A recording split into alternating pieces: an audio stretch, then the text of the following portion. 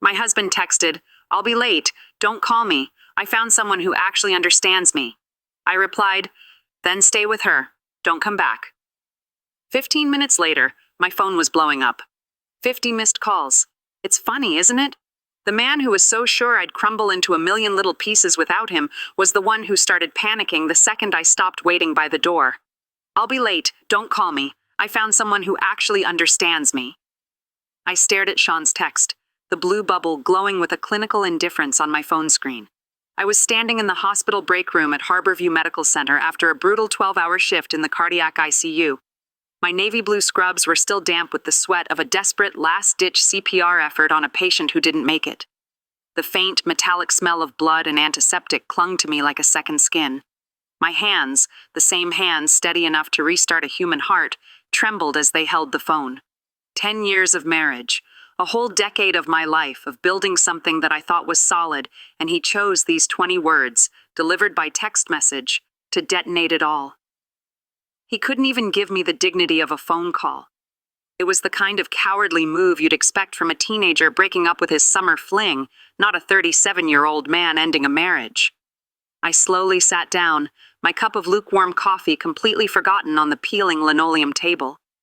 My fingers moved over the keyboard with a strange, detached calm. "Then stay with her. Don't come back." I hit send before the fear, the hurt, or the shock could talk me out of it. Before we continue, I have to ask, have you ever felt completely invisible in your own life, like you're screaming but no one can hear you? If that feeling hits a little too close to home, do me a favor and hit that subscribe button. It's free, and it tells the algorithm to show this story to other people who are sitting in the dark, feeling just as alone as you are right now. Don't let them feel that way. Subscribe. The fluorescent lights of the break room hummed a monotonous, buzzing tune above me, a sound I'd learned to tune out but was now deafeningly loud in the sudden silence of my life. On the counter, someone's leftover birthday cake sat in a sad, open cardboard box. Its pink frosting was sweating and wilting under the harsh, unforgiving light. "Happy birthday, Jennifer," was scrawled across it in shaky blue icing. The irony was so thick I could taste it, bitter like my cold coffee. Here I was, a silent witness to the sudden, violent death of my marriage, right next to the ghost of someone else's celebration. But the strangest thing happened, or rather, didn't happen. I didn't cry. I didn't let out the primal scream that was clawing its way up my throat. I didn't hurl my phone against the wall in a dramatic explosion of grief like they always do in the movies. There was no cinematic breakdown. There was just a quiet click, the sound of a final switch being flipped inside me. Instead, I walked over to the industrial steel sink and turned on the hot water, cranking it until it was practically steaming. I washed my hands, the water scalding hot, and watched the soap, the sweat, and the invisible grime of the day swirl down the drain. My patient, Mr. Rodriguez, hadn't made it through his emergency heart surgery. My marriage hadn't made it through my shift. The grim parallel wasn't lost on me. At least Mr. Rodriguez had put up a fight to stay. Sean had just walked away. Just 4 days ago, on Sunday morning, I'd woken up early to make Sean's coffee exactly the way he liked it. 2 raw sugars, a splash of oat milk, in his favorite oversized mug from that tech conference he'd attended in Denver last year. He'd been sitting at our polished kitchen island, his thumb moving in that mindless, hypnotic up and down scrolling pattern I had memorized over the last decade. He was already gone, lost in the digital world of emails and stock tickers. When I set the mug down next to him, its ceramic base making a soft clink on the quartz countertop, he'd lifted his face for our customary morning kiss. It was pure reflex, a muscle memory from a time when it meant something. His lips were dry, distracted, his mind already in a downtown Seattle high-rise. "Emergency client meeting," he'd mumbled, his eyes never leaving the screen. "Might run late." A tiny, bitter part of me wanted to ask which multi-million-dollar client has a dire emergency at 8 a.m. on a Sunday. But I didn't. I had learned that asking questions he didn't want to answer only created a tension that I would be left to manage alone. So, I just nodded. I watched him grab his briefcase and walk out, leaving his platinum wedding ring sitting right there on the counter where he'd forgotten it. It was the 3rd time that week. "It interferes with my typing," he'd explained a few months ago, showing me the faint indentation on his finger, as if it were proof of his unwavering dedication to his work, not a symbol of his slow, deliberate disconnection from me. "Jane, you okay?" Queen, my charge nurse, poked her head into the break room, her kind face etched with concern. You've been in here for 20 minutes. 20 minutes. I'd been standing at this sink, reading and rereading those 20 words. A sick, perfect symmetry. I'm fine, I said, my voice sounding hollow even to my own ears. I grabbed a rough brown paper towel and dried my hands, the cheap material leaving my skin feeling raw and chapped. Just needed a minute. She studied my face with that sharp, intuitive nurse's gaze we all develop, the one that can spot a lie or hidden pain from across a crowded room, the one that sees the grimace a patient tries to hide behind a brave smile. Take all the time you need, honey. We're covered out there. She knew something was wrong, but she also knew not to push. The truth was, I'd seen this coming. Maybe not in a brutal 20-word text message, but I'd seen the storm clouds gathering for months, maybe even years. It started with the small things, the tiny cracks in the foundation you try to ignore. He stopped asking about my day, his eyes glazing over if I started to talk about the life and death chaos of the ICU. He stopped noticing when I'd worked a double or when I came home so bone-tired I could barely speak. Then he started mentioning her, Michelle, a rising star at his consulting firm.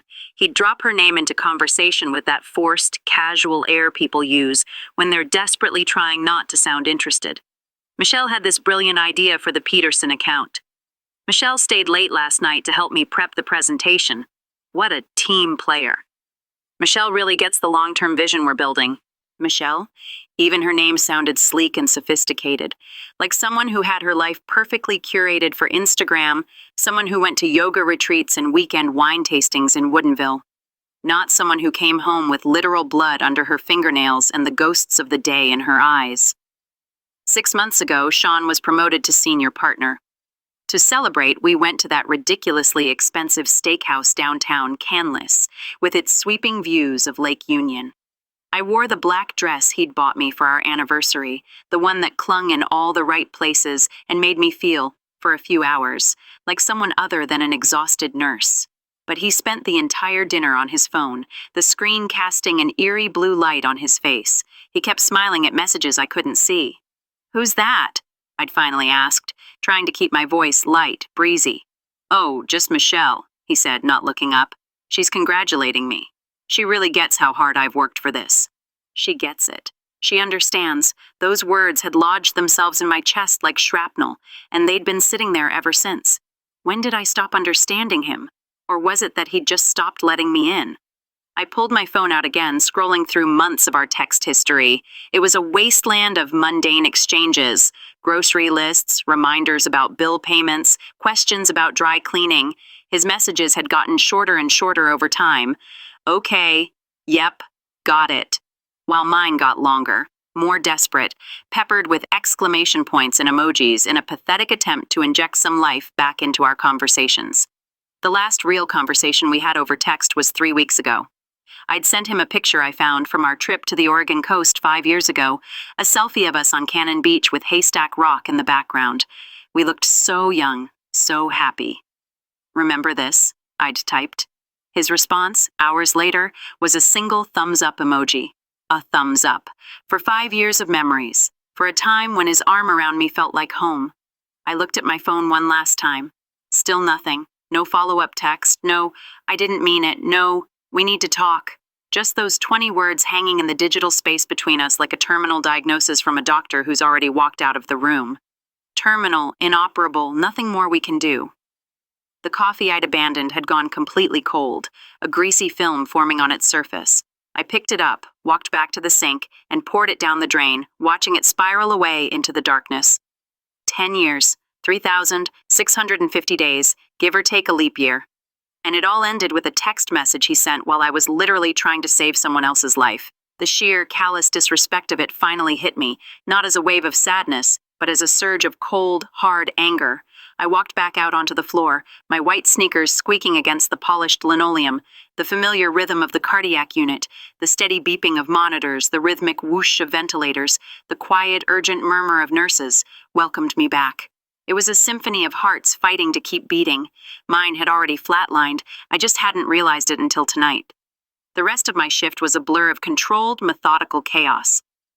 At 11:30 p.m., Mrs. Chen in room 302 went into cardiac arrest. Her family had been fighting us all day about her DNR status, insisting their mother was a fighter and would want everything done, despite the legal paperwork she had signed herself, stating the exact opposite. I took the first round of compressions, my entire body weight pushing down on her fragile chest. I felt her ribs crack under my palms, a sickening, grinding feeling that you never get used to, while her daughter screamed at me from the doorway to, "Try harder! Save her!" We got her back after 18 minutes of grueling, sweat-drenched work. She lasted another hour before her heart gave out again. The second time we started CPR, her son, a man in his 40s, grabbed my arm, his fingers digging into my bicep. "You're not trying hard enough. You gave up on her," he yelled, his face contorted with grief and rage. I wanted to tell him that sometimes trying harder means knowing when to stop, that his mother's heart was just tired, that she was ready to go, even if he wasn't ready to let her. But you can't reason with that kind of pain.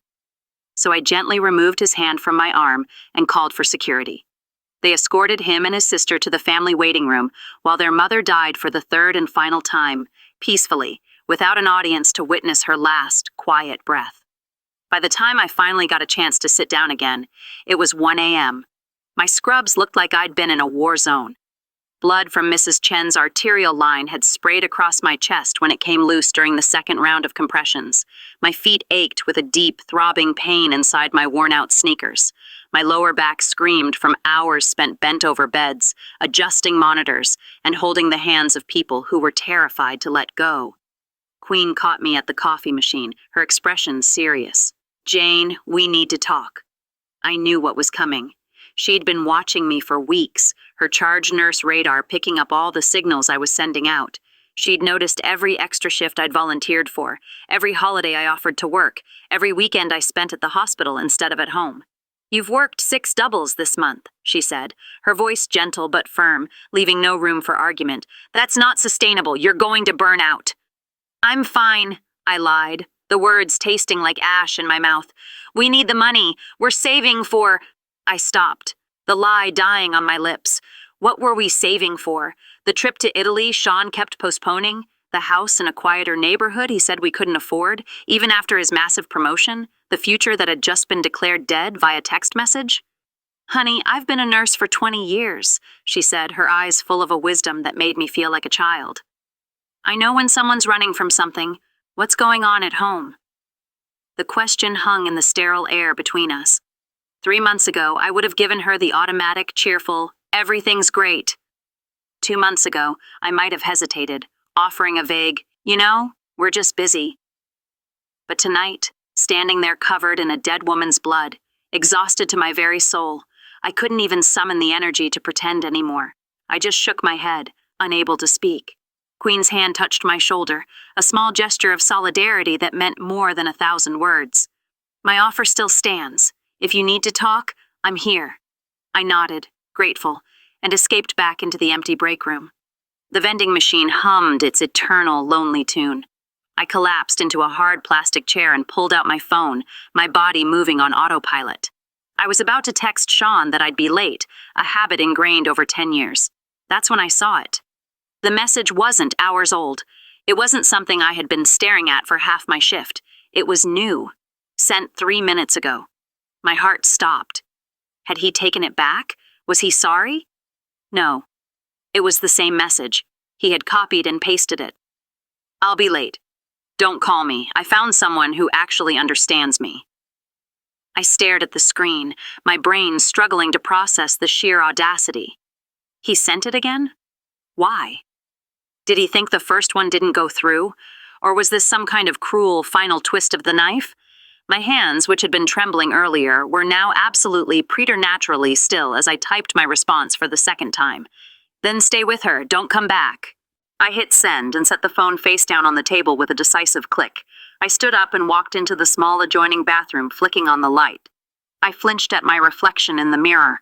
There were dark circles under my eyes, my hair was escaping its messy ponytail, and the blood spatter on my scrubs stood out in stark, ugly relief. But my face was calm, resolved. It was the face I made when I had to make a tough call, a critical medical decision that everyone else was too emotional to see clearly. I had just called time of death on my own marriage. Back in the break room, I took a deep breath, walked to my locker, and turned my phone off completely. I shoved it into my purse, feeling a profound sense of release. Whatever messages were waiting for me now could wait forever. The next 2 hours flew by with a crystalline, zen-like clarity. I moved through my tasks with an unprecedented focus, a strange calm settling over me. I updated charts, administered medications, and guided a new nurse through a difficult IV insertion with a patience I didn't know I possessed. At 3 a.m., just before the end of my shift, Queen found me in the supply closet, meticulously reorganizing boxes of gauze and sterile saline. "What on earth are you doing?" she asked, leaning against the doorframe. "Inventory," I said, not looking at her. "The morning shift is always complaining they can't find anything. You've been different tonight, Jane. Calmer, which frankly terrifies me more than if you were falling apart at the seams." I stopped what I was doing and finally turned to face her. "You know what the hardest part of this job is, Queen? It's not the death. It's not the grieving families who blame you. It's not even the soul-crushing 12-hour shifts. It's going home to someone who has no clue what you've just been through. Someone who doesn't understand why you stay late just to hold a dying patient's hand so they don't have to be alone. Why you come back day after day, even when it's breaking you into little pieces." Her expression softened with a deep, knowing sympathy. "Oh, honey." "I'm not looking for pity," I said, turning back to the supplies. "I'm just saying I finally get it. You can't make someone understand you. They either do or they don't. And if they don't," I shrugged, lining up a row of suture kits with military precision, "well, forcing it is like performing CPR on someone who's been down for an hour. You're just breaking ribs for no reason." "Are you still here? Good. Because if what Jane just said about breaking ribs for no reason just hit you like a punch to the gut, then you know what this feels like. You know what it's like to keep trying to revive something that's already gone." Stop for a second. If you don't subscribe to this channel right now, you're telling yourself that it's okay to keep breaking your own heart for someone who doesn't get it. Don't do that. Hit subscribe. And if for some reason you won't, I need you to go to the comments and tell me why you're choosing to stay in a story that's already over. The drive home through the deserted streets of Seattle at 4 a.m. felt different tonight. Usually I was just a zombie on autopilot, desperate to get home and fall into bed. But tonight I felt oddly awake, hyper-aware. The city lights of downtown glistened on the rain-slicked pavement, the neon signs of Pike Place Market reflecting in puddles like bleeding watercolors. I was driving toward freedom, not just back to an empty apartment. On impulse, I pulled into a 24-hour QFC, parking crookedly across 2 spaces just because I could. A small, petty act of rebellion that felt absolutely necessary. Inside, under the humming fluorescent lights that made everyone look vaguely ill, I grabbed a shopping cart, even though I only needed a few things. I went straight to the wine aisle and grabbed the most expensive bottle of Pinot Noir they had. A bottle from an Oregon vineyard we'd been saving for a special occasion that never seemed to arrive. $48 for a bottle of wine would have seemed insane 6 hours ago. Now, it felt like a bargain for a bottle of liquid independence. Then I went to the ice cream aisle. Sean hated mint chocolate chip. He called it toothpaste flavor. I grabbed 2 pints. I grabbed the coffee ice cream he said was too bitter, and the strawberry cheesecake he claimed was too sweet. My shopping cart became a monument to all the tiny compromises, the little pieces of myself I had sanded down over the years for the sake of his preferences. The drive to our apartment, my apartment, I corrected myself, took exactly 12 minutes. The building's parking garage was nearly empty. Sean's spot for his precious Tesla sat vacant, a familiar sight that had stopped registering as strange months ago. Upstairs, the apartment was dark and silent, exactly as I'd left it that morning. No lights left on for me, no note on the counter, no sign that anyone had been waiting or worrying. But the silence felt different now. Before, it had been oppressive, heavy with all the things we weren't saying. Tonight, it felt expectant, like the quiet pause before a symphony begins. I walked through the apartment and flipped on every single light, flooding the space with a bright, almost shocking light that Sean would have called wasteful. And suddenly, I saw everything with painful clarity. The gray minimalist couch I'd let him pick out, the abstract painting I loved that he said looked like a paint factory sneezed, the bookshelf with my medical textbooks on one side and his unread business bestsellers on the other, our interests segregated like they were in a bitter custody battle. My phone was still turned off in my purse. I knew I should turn it on, face the inevitable digital avalanche that was waiting for me. But first, I opened the wine. I didn't bother with a corkscrew. I just twisted the cap off and took a long drink straight from the bottle. It tasted like rebellion and profound relief. Finally, standing on our small balcony overlooking the glittering expanse of the city, I pulled out my phone. My finger hovered over the power button. This was it. The moment it became real. I pressed the button. The screen flickered to life. For 3 seconds, there was nothing. Then, the deluge began. Missed call from Sean. Missed call from Sean. Missed call from Sean. The notifications stacked so fast I couldn't read them. My phone vibrated nonstop in my hand, a frantic buzzing seizure of digital panic. I counted them. 53 missed calls, 28 text messages, 6 voicemails, all from him. I scrolled through the texts, a real-time documentation of his unraveling. That came out wrong. I didn't mean it like that, Jane. Please call me. This is ridiculous. You're overreacting. We need to talk about this. Where are you? I know you're seeing these. This is insane. You can't just end our marriage over one text. Answer your phone, please. I'm sorry. It's not what you think. Michelle means nothing to me. I'm coming home. Where are you? You're scaring me, Jane. Please. And then the last one. I love you. I read those 3 words aloud to the indifferent Seattle skyline. I love you. This morning, they would have been everything. Tonight, they felt like counterfeit money, worthless and, frankly, insulting. My phone rang again. Sean. I watched his contact photo fill the screen, that picture from Cannon Beach, his arm around me, a convincing performance of a happy husband. I let it ring until it went to voicemail, then deleted the voicemail without listening. I took another sip of wine. Then I went inside, grabbed a pint of mint chocolate chip ice cream and a spoon, and went back out to the balcony. I ate it straight from the carton, the cold, sweet, toothpaste-flavored ice cream, a perfect symbol of my newfound freedom. I was finally starting to understand what it tasted like. At 7 a.m., after a completely sleepless night spent not in despair but in a strange, electric state of planning, I called the hospital. Cardiac ICU, this is Angela, a familiar voice answered. Angie, it's Jane. I need to call in sick today. There was a stunned silence on the other end of the line. I never called in sick. In 3 years, I hadn't missed a single shift, not for the flu, not for food poisoning, not even for the time I threw out my back helping Sean move a Peloton he never used. Are you okay? She asked, her voice laced with genuine concern. Queen mentioned you might need some time. I'm perfect, I said, and the crazy thing was, I meant it. Just have some personal matters to handle. After hanging up, I slipped my wedding ring off my left hand and placed it on the kitchen counter, right where he'd left his. Then I dialed the bank. 20 minutes later, I was walking into a downtown branch of Bank of America. A kind-eyed woman in her 60s named Cheryl helped me. She didn't bat an eye when I told her I needed to separate a joint account at 9 a.m. on a Thursday. How would you like to divide the funds? She asked gently. Exactly half, I said, down to the penny. I'm not trying to be vindictive. As she typed, the numbers on her screen representing our life savings flashed before my eyes. We had saved so much money by never doing anything. No vacations because Sean was always too busy with work. No concerts because he found live music too chaotic. No nice dinners out because he preferred to network at work events I was never invited to. Will you be needing new checks? Cheryl asked. Everything new, I said, a smile spreading across my face. New account, new cards, new PIN.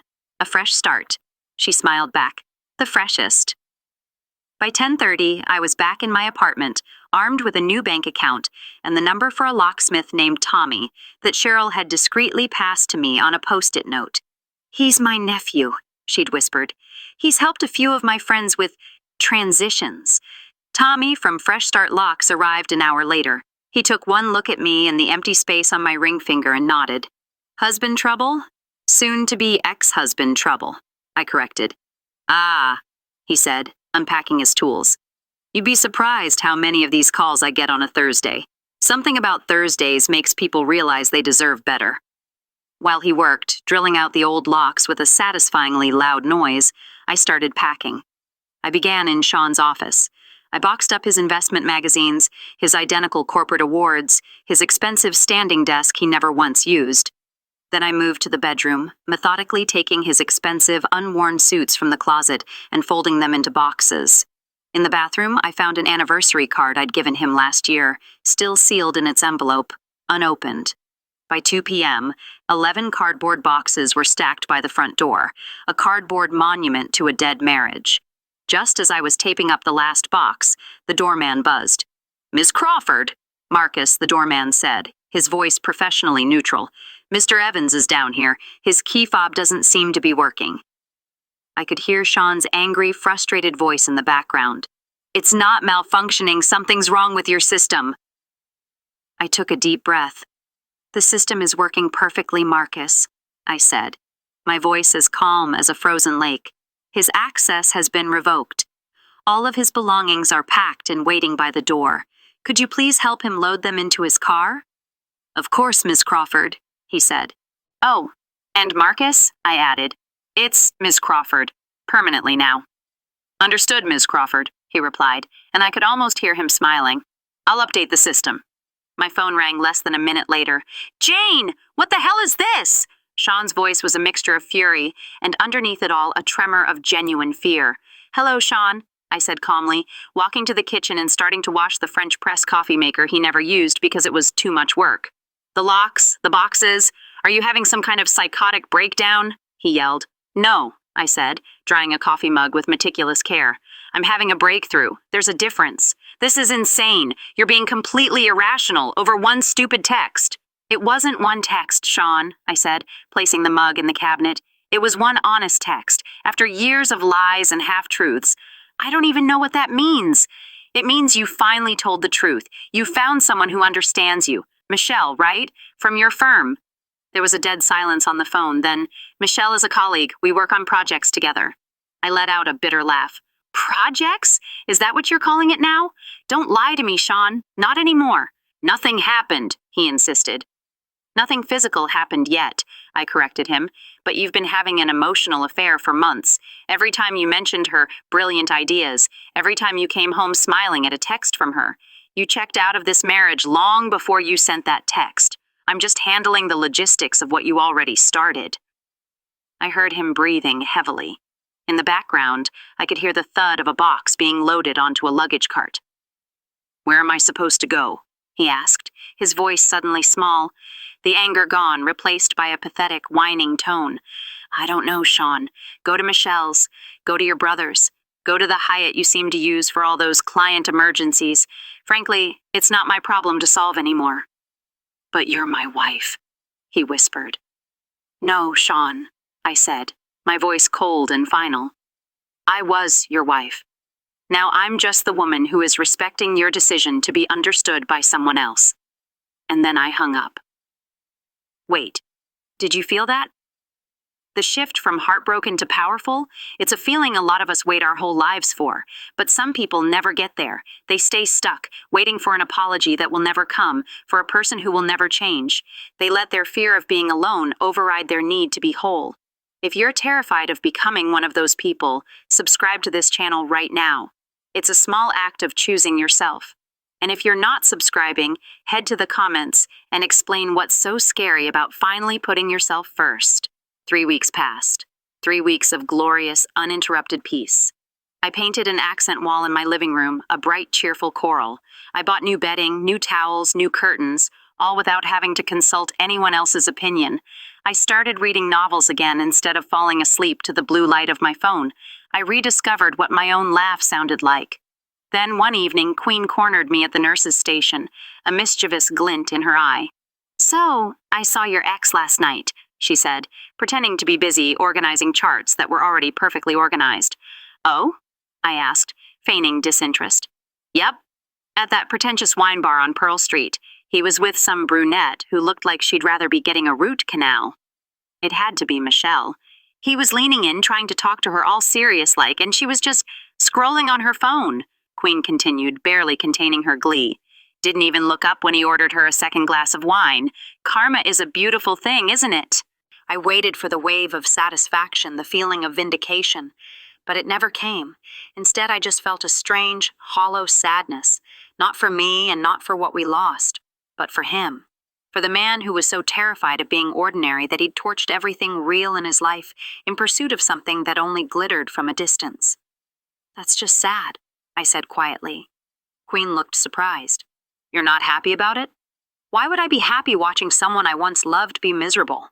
I replied, "even if he earned it." That weekend, I decided to finally clean out the hall closet, the last remaining bastion of Sean's existence in my apartment. Tucked away behind a row of old winter coats, I found a dusty box I'd completely forgotten about. Inside were his old college journals, and at the very bottom, a leather-bound notebook I didn't recognize. I know I shouldn't have opened it, but I did. The entries were from 5 years ago, right after he'd gotten his first big promotion, the one that started our slow decline. His usually neat, precise handwriting was a frantic, almost illegible scrawl. October 12th. Jane saved someone's life today. Literally restarted a man's heart with her own 2 hands. I sold a software package to a company that didn't need it. How am I supposed to compete with that? November 5th. She never, ever makes me feel small, but I feel small standing next to her. She's so steady, so sure of her purpose. What happens when she wakes up one day and realizes she married down? And then, the one that knocked the wind out of me. January 22nd. I love her so much it terrifies me. What if she figures out that underneath all this ambition, I'm just ordinary? What if she leaves me? Maybe if I leave first, emotionally, it won't hurt as much when she finally walks away. I sat on the cold floor of the closet, the notebook open in my lap, and it all clicked into place. Sean hadn't fallen out of love with me. He had fallen out of love with himself, and instead of facing his own insecurities, his own fear of not being enough, he had sought validation from someone new, someone who didn't know him well enough to see the cracks in his carefully constructed facade. Michelle understood the successful, confident consultant. I understood the scared little boy who was still desperately seeking his mother's approval at 37. And that, I realized, was what had terrified him more than anything else. 6 months later, I stood on a rooftop bar in South Lake Union, a champagne flute in my hand. The same Seattle skyline spread out before me, but everything was different. My friends Chloe and Queen had insisted on celebrating my promotion to head nurse of the cardiac ICU, at the very same spot where Sean had proposed to me 11 years ago. The delicious, poetic irony was not lost on any of us. "To Jane," Chloe said, raising her glass, "who saved her own heart with the same damn precision she uses on everyone else's." "To choosing ourselves," I said, and our glasses clinked together as the sun set behind the Olympic Mountains, painting the sky in shades of coral and dusty rose. I'd moved into a new 1-bedroom apartment just 6 blocks from the hospital. It was smaller than the place I'd shared with Sean, but it was flooded with natural light and filled with plants. It was all mine. 2 weeks ago, on what would have been our 11th wedding anniversary, I got a text from a number I didn't have saved, but I knew was his. The preview on my lock screen read, "I understand now." What I was looking for was... I screenshotted it without reading the rest and sent it to my group chat with Chloe and Queen. Chloe replied instantly with a string of crying, laughing emojis. Queen wrote, "Karma's Employee of the Month, right there." I archived the message unread. Some words I'd learned just come too late to matter. It's like performing CPR on a patient who's been gone for over an hour. You can go through the motions, you can break all the ribs you want, but you can't bring back something that has already moved on. That night, I worked a shift in the unit I now ran. Around midnight, I saw one of the new nurses, Sarah, sitting alone in the break room, staring at her phone with that familiar, hollow look of someone trying to pretend everything is fine. "Long night?" I asked gently, grabbing a bottle of water from the fridge. She jumped, quickly turning her phone screen dark. "Oh, Dr. Crawford. No, just... my husband's working late again. 3rd time this week." "He's in tech," she added quickly, as if to justify it. "He says it's normal, but your gut says otherwise," I finished for her. Her eyes filled with tears. She was desperately trying to blink away. "I feel like I'm being paranoid." I sat down across from her. "Can I tell you something? The night my marriage ended, I was sitting right here, in this room. My ex-husband sent me a text saying he'd found someone who understood him better." Her eyes widened. What did you do? I told him to stay with her, I said, and it was the best decision I ever made. You just ended it? That simply? Oh, honey, ending it was the simple part. The 10 years of pretending, of shrinking myself, of feeling like I was going crazy for noticing what he was trying so hard to hide, that was the hard part. I leaned forward. Let me ask you something.